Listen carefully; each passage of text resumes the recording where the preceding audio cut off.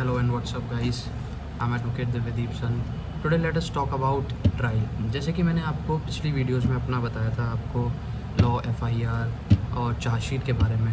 आज मैं आपको ट्रायल के बारे में बताऊंगा कि ट्रायल का क्या प्रोसीजर होता है, ट्रायल में एक्चुअली बेसिकली होता क्या है। Now let us talk what is trial. Trial is a judicial adjudication of a person guilty और इनोसेंस। उसमें ये देखा जाता है ट्रायल में कि आदमी गिल्टी है कि इनोसेंट है।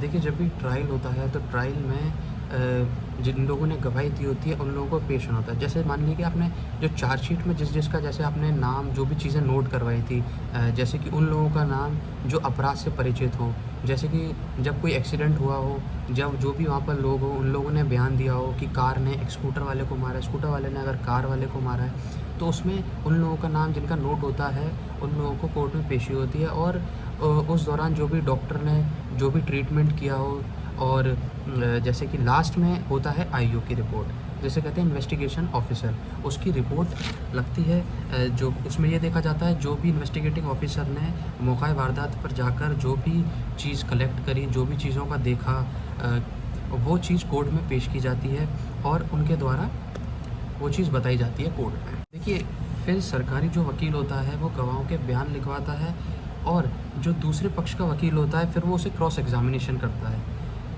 उस दौरान अगर कोई सरकारी गवाह मुकर जाता है, कोई अपना सडनली चेंज हो जाता है, अपने स्टेटमेंट से बिल्कुल बदल जाता है कि नहीं जी मैंने हादसा होते हुए नहीं देखा, तो वो सरकारी वकील उस समय से क्रॉस एग्जामिनेशन करता है ये चेक करने के लिए कि वो झूठ बोल रहा है या नहीं बोल रहा।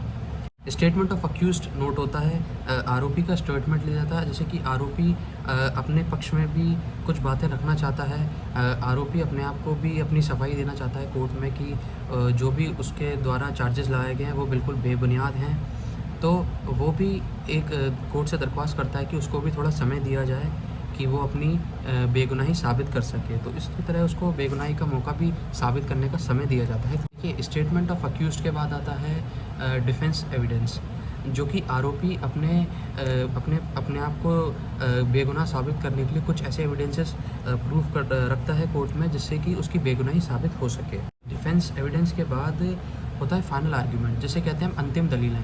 अंतिम दलीलें पेश होती हैं दोनों वकीलों के द्वारा, दोनों पक्ष के वकीलों के द्वारा पेश होती हैं, और उस दौरान आपको तारीख भी मिल सकती है।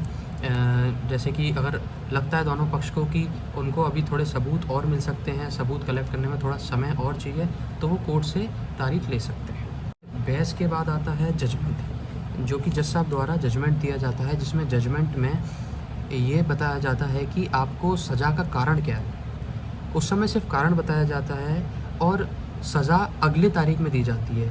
सज़ा अगली तारीख में इसलिए दी जाती है क्योंकि सज़ा की एक बुक अलग होती है जिसमें वो अलग से नोट होती है। सज़ा उस दिन नहीं दी जाती, उस दिन बस कारण बताया जाता है सज़ा का। जब फाइनल जजमेंट जब होता है उसमें फैसला सुनाया जाता है कि आरोपी को किस धारा के अंतर्गत सज़ा सुनाई जा रही है, और उसकी जो सज़ा है या तो कुछ वर्षों की है, या तो लाइफ इम्प्रिजनमेंट है, या तो सज़ाए मौत है। तो अगर आरोपी को ये लगता है कि उसको न्याय नहीं मिला तो वो हाई कोर्ट में अपील कर सकता है, और जब भी ट्रायल कोर्ट द्वारा जो भी डेथ वारंट इशू होता है वो कंफर्मेशन के लिए हाई कोर्ट में जाता है, confirmation as a confirmation reference के थ्रू।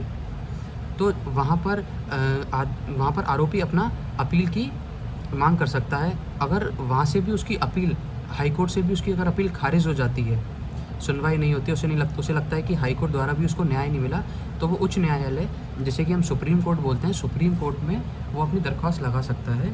और अगर सुप्रीम कोर्ट में भी उसकी अपील को खारिज कर देते हैं तो एक रिव्यू पिटीशन होती है, रिव्यू पिटीशन फाइल होती है, रिव्यू पिटीशन में उसकी सुनवाई होती है। अगर रिव्यू पिटीशन के बाद भी, सुप्रीम कोर्ट के बाद फिर रिव्यू पिटीशन के बाद भी उसको ये लगता है उसको न्याय नहीं मिला, तो लास्ट में अगर 10 साल से ज़्यादा की सज़ा है वो मर्सी पिटीशन फाइल होती है, जिसे हम कहते हैं दया याचिका, वो दायर होती है। उसमें जो कि प्रेसिडेंट हैं, प्रेसिडेंट अंडर आर्टिकल 72 में सोच विचार करके उस दया याचिका पे विचार करके अपना फैसला सुनाते हैं। देखिए, जब दया याचिका, जिसे कि हम मर्सी पिटीशन कहते हैं, वो भी अगर खारिज हो जाती है तो ट्रायल कोर्ट द्वारा सरकार के आगे पर डेथ वारंट इशू होता है, जिसमें डेट और टाइम मेंशन होता है कि आरोपी को कब सजाए मौत दी जाएगी। फिर फाइनली उसको जेल ले जाया जाता है, वहाँ उसको फांसी लगाई दी जाती है। तो आज ये जो भी पूरा सेशन था जो ट्रायल का, आपको मैंने जिस तरीके से ट्रायल समझाया, होप आप सभी को अच्छे से समझ में आया हुआ होगा। तो आगे भी मैं अच्छी वीडियोस लाता रहूँगा।